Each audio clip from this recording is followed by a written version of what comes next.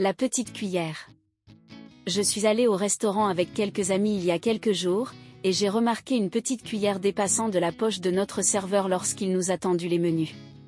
Cela m'a paru un petit peu bizarre, mais je n'y ai plus prêté attention, jusqu'à ce que le sommelier arrive, et lui aussi avait une petite cuillère qui dépassait de la poche de sa chemise.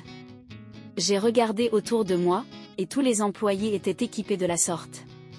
Quand le serveur est revenu pour prendre la commande, je lui ai demandé: à quoi sert la petite cuillère?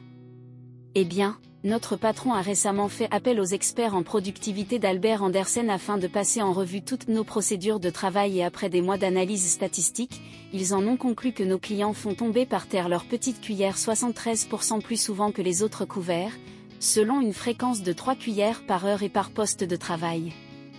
En préparant tous nos employés à cette éventualité à l'avance, nous pouvons diminuer le nombre de trajets vers la cuisine et ainsi gagner du temps, presque 1h30 de travail par personne et par service. Au moment où il finissait, un schling parvint de la table située derrière nous, et il remplaça prestement la petite cuillère tombée à terre. Je prendrai une nouvelle petite cuillère à la cuisine la prochaine fois que j'irai y chercher un plat, plutôt que de faire un voyage spécial. Je fus très impressionné, et lui très fier de son explication. Après quoi, il continua son service. Pendant que mes amis commandaient, je ne pus m'empêcher de remarquer une petite corde noire qui dépassait de toutes les braguettes du personnel. Ma curiosité l'emporta et je ne résistais pas très longtemps. Je posai la question. Excusez-moi, mais pouvez-vous m'expliquer la raison de cette cordelette qui pend? Oh oui, reprit-il plus bas, peu de gens ont votre sens de l'observation. Le même consultant s'est rendu compte qu'on pouvait gagner du temps dans les toilettes pour hommes aussi. Ah oui, comment cela?